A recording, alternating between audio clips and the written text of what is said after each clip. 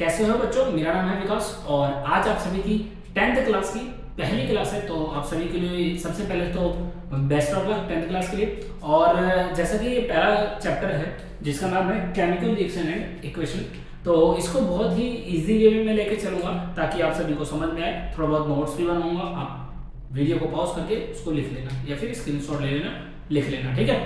तो सबसे पहले 10th में आ गए हो, आसान चैप्टर्स की बात करते हैं या हार्ड की बात करेंगे, मीडियम की बात करेंगे। तो 10th में ऐसा कुछ नहीं है जो हार्ड हो, सब कुछ आसान है। पहला तो ये मान के चलना। दूसरा, आपकी जो साइंस है वो 3 भागों में बटी हुई है। जो स्टार्टिंग के चैप्टर है, ये मैं एनसीईआरटी बुक की बात कर रहा हूँ, जो स्टार्टिंग के शुरुआत के चैप्टर 1 से लेके हैं वो स्टार्टिंग वाले चैप्टर केमिस्ट्री है, और जो मिड वाले हैं, बीचों बीच वाले, उनको हम बायोलॉजी बोलते हैं, बायोलॉजी के चैप्टर्स हैं वो। और जो कुछ लास्ट चैप्टर्स हैं वो हमारे फिजिक्स के चैप्टर्स हैं, ठीक है। तो इस तरीके से आपका बटा हुआ। तो सबसे पहले हम केमिस्ट्री से स्टार्ट कर रहे हैं जिसका नाम है केमिकल रिएक्शन एंड इक्वेशन, ठीक है। चैप्टर का नाम पहले समझते हैं, उसके बाद हम बात करेंगे कि चैप्टर में है क्या, एक एक करके सारे बात करते रहेंगे, ठीक है। तो बिना देरी करे चलिए स्टार्ट करते हैं आज की वीडियो।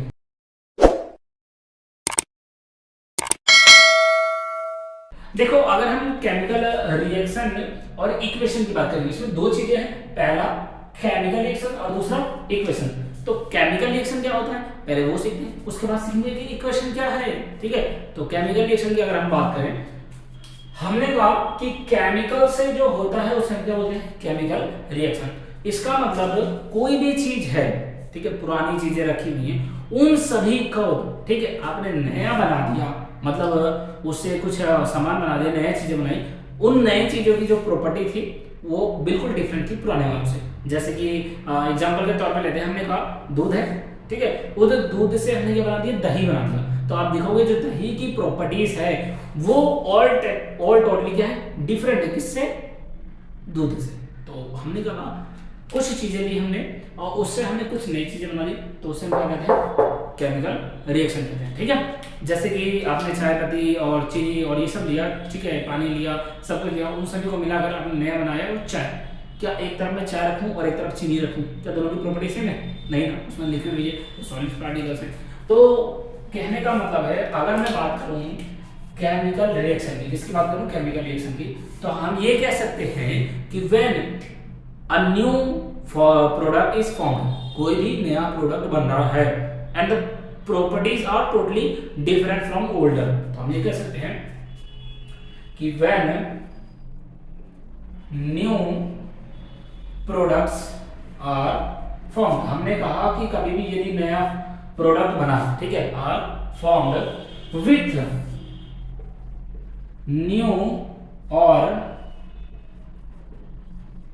डिफरेंट, नया भी हो सकता है या फिर अलग हो सकता है।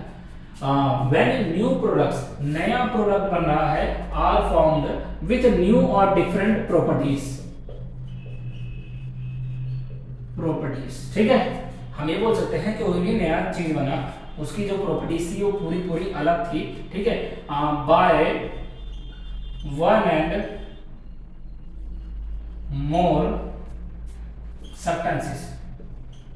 इसका मतलब क्या होता है, पूरी लाइन का मतलब एक या एक से अधिक चीजें हमने ली और हमने क्या करा, उसको कंबाइन कर दिया या उससे रिएक्शन कराया और कुछ नई चीजें बनी, नया प्रोडक्ट बना जिसकी प्रॉपर्टी पुराने वाले से बिल्कुल भी डिफरेंट थी। तो हम ये कह सकते हैं कि केमिकल रिएक्शन हुआ है। समझने पर बहुत सारे एग्जांपल्स होते हैं, जैसे डाइजेशन है, ठीक है, कार्ड है, और भी बहुत सारे एग्जांपल्स आपकी एनसीईआरटी की बुक्स में लिखे हुए हैं, इसको देख लेना। तो हमने कहा कि केमिकल रिएक्शन, तो हमें पता चल गया कि रिएक्शन एक्चुअल में होता क्या है। अब हम ये कैसे पता लगाएं कि रिएक्शन हुआ है कि नहीं हुआ, तो उसके लिए 4 बातें हैं। यदि इन 4 बातों में से एक भी बात हो रही होगी तो आप कह सकते हैं कि केमिकल रिएक्शन हुआ है, और नहीं तो नहीं हुआ, ठीक है। कौन कौन सी बातें हैं, सबसे पहले कंडीशंस देख लो क्या क्या है।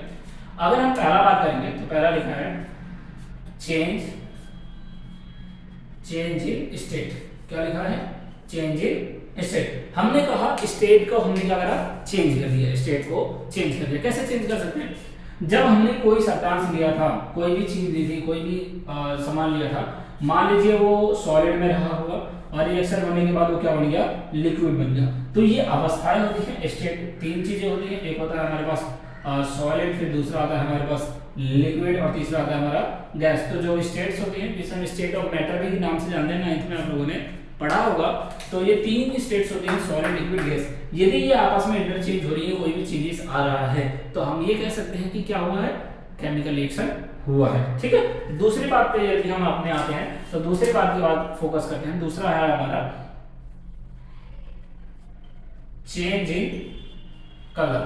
चेंज इन कलर, देखो ये बहुत छोटा सा एग्जांपल है, चेंज इन कलर। कलर का मतलब आप सभी जानते हो कि रंग बदलना, गिरगिट में रंग बदलना, केमिकल चीजों का रंग बदलना। ठीक है, जैसे हमने कहा कि कोई भी चीज हमने लिया, उसका कलर पहले ब्लू था, उसके बाद जब रिएक्शन करा, आप अगर चैनल पे जाओगे तो मैं एक रिएक्शन कर रहा था, उसमें आप देखोगे तो वो पहले ग्रीन हुआ, पर्पल हुआ, पिंक हुआ, ब्राउन हुआ, चेंज होता रहेगा। शॉर्ट वीडियो है, डिस्क्रिप्शन में डाल दूंगा, लेकिन देख लेना कैसे चेंज होता है। मैंने खुद ही केमिकल में मिलाया था तो हो गया था। अब इसमें क्या है, हमने कहा कि कलर चेंज हो रहा है। यदि कलर भी चेंज हो रहा है, पहले कुछ और कलर का था, अब कुछ और कलर का हो गया, तब भी हम क्या कहेंगे कि केमिकल रिएक्शन हुआ है। ठीक है, अगर आ जाओ तीसरे की बात करते हैं हम, तो हमारा तीसरा आता है change in temperature. Change in temperature, temperature का मतलब आप सभी जानते हैं, थोड़ा बहुत मैं बता देता हूं और क्लियर हो जाएगा। जैसे अगर टेम्परेचर की बात करा, हमने कहा कि जब हम उस सब्सटेंस को लिए, तो वो जो सब्सटेंस था या कोई भी चीज था, ठीक है, वो मान लीजिए 20 डिग्री सेल्सियस में था। ठीक है, 20 डिग्री सेल्सियस में था। आफ्टर रिएक्शन ये कितना हो गया, 30 डिग्री सेल्सियस हो गया। मतलब टेम्परेचर में इंक्रीमेंट, टेम्परेचर क्या हुआ, बढ़ गया। यदि टेम्परेचर बढ़ जाए, इंक्रीज हो जाए, तब भी हम क्या कहेंगे कि क्या हुआ है, केमिकल रिएक्शन हुआ है। तो ये तीनों किसी समझ में है, change in state, change in colour, change in temperature. The last one is that, last क्या है हमारा, evolution of gas. Evolution of gas, इसका मतलब क्या है, गैस का इवॉल्व होना था ना, गैस का इवॉल्व होना मतलब रिएक्शंस हो गया, उसके बाद यदि गैस रिलीज हो रही है आफ्टर द रिएक्शन। आप जब पढ़ोगे इस चैप्टर में, जब हम कोई भी रिएक्शंस लिखेंगे तो लिखने में आप देखोगे लास्ट में लिखा रहेगा जैसे कि H2 रिलीज हो रहा है या O2 रिलीज हो रहा है, या और भी बहुत सारी गैसेस है, नाइट्रोजन रिलीज हो रही है। तो ये जो गैसेस हैं, यदि ये सब रिलीज हो रही हैं, इवोल्यूशन हो रहा है गैस का, तब भी हम क्या कहेंगे कि क्या हुआ है, केमिकल रिएक्शन हुआ है। इतना समझ में आया, बहुत बेसिक सा छोटा सा चीज था कि हमने कैसे बताया कि केमिकल रिएक्शन क्या होता है। ठीक है, इसको मैं मिटा देता हूँ, एक बार आप स्क्रीनशॉट ले लेना। ठीक है, इसके बाद हम देखेंगे आगे। अब उसके बाद देखो, अगर हमें पता लग गया कि केमिकल रिएक्शन क्या होता है, तो सबसे पहले कि केमिकल रिएक्शंस में क्या क्या चीजें मिलती है। अभी हमने बात किया था कि कुछ चीजें हमने मिलाई और कुछ बन गया, तो जो बना या जो मिलाई उनका भी एक नाम होता है। क्या होता है नाम, देखो सबसे पहला आता है हमारा रिएक्टेंट। क्या आता है, रिएक्टेंट। ठीक है, अगर हम रिएक्टेंट की बात करेंगे, क्या करेंगे, रिएक्टेंट की बात करेंगे, तो हम ये लिख सकते हैं the substance, the substance which take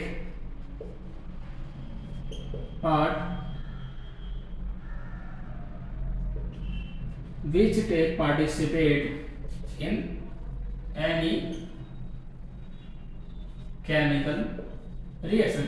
इसका मतलब क्या होता है, कोई भी चीज यदि हमने, ठीक है, उसको रिएक्शन में पार्टिसिपेट कराया, तो उससे हम क्या कहेंगे, रिएक्टेंट कहेंगे। दूसरा देखिए क्या चीज होता है हमारा, दूसरा आता है प्रोडक्ट। क्या आता है, प्रोडक्ट। तो प्रोडक्ट क्या चीजें होती हैं, प्रोडक्ट तो आप सभी जानते हैं, छोटी बहुत कॉमन सा नेम है। हमने क्या कहा, द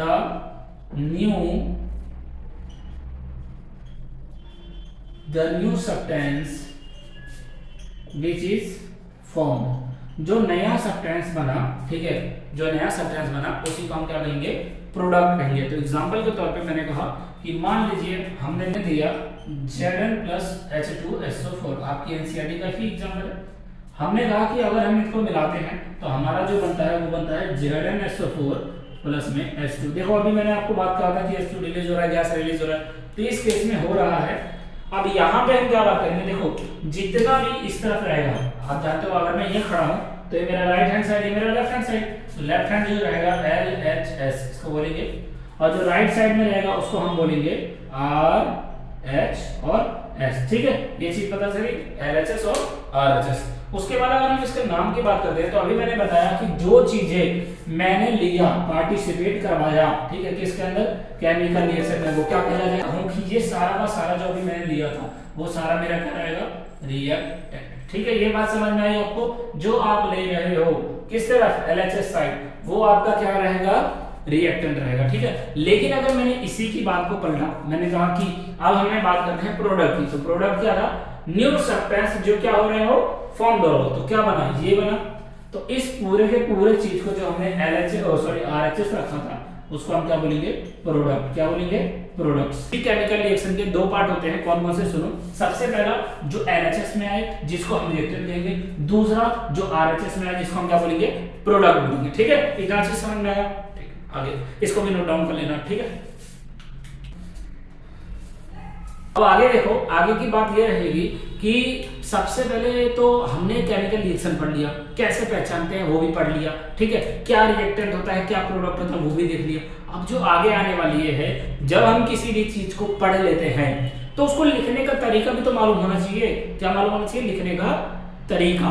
तो उस तरीके को हम इक्वेशन की फॉर्म में लेते हैं। अब चैप्टर का मतलब आपको समझ में आया, केमिकल रिएक्शन एंड इक्वेशन। तो इक्वेशन के फॉर्म में हम उसको क्या करेंगे, लिखने का तरीका मानेंगे। कैसे मानेंगे, दो तरीके हैं। ठीक है, कैसे कैसे देखिए। सबसे पहले हमने कहा कि ये हमने लिखा केमिकल रिएक्शन। ठीक है, केमिकल रिएक्शन। तो हमने कहा यदि केमिकल रिएक्शन है तो उसको दो तरीके से ले सकते हैं, पहला और ये दूसरा। यदि मैं पहले की बात करूंगा तो पहला है वर्ड फॉर्मेट में, किसमें, वर्ड फॉर्मेट में। और अगर हम दूसरे की बात करेंगे तो दूसरा हमारा जो रहेगा वो रहेगा केमिकल फॉर्मेट।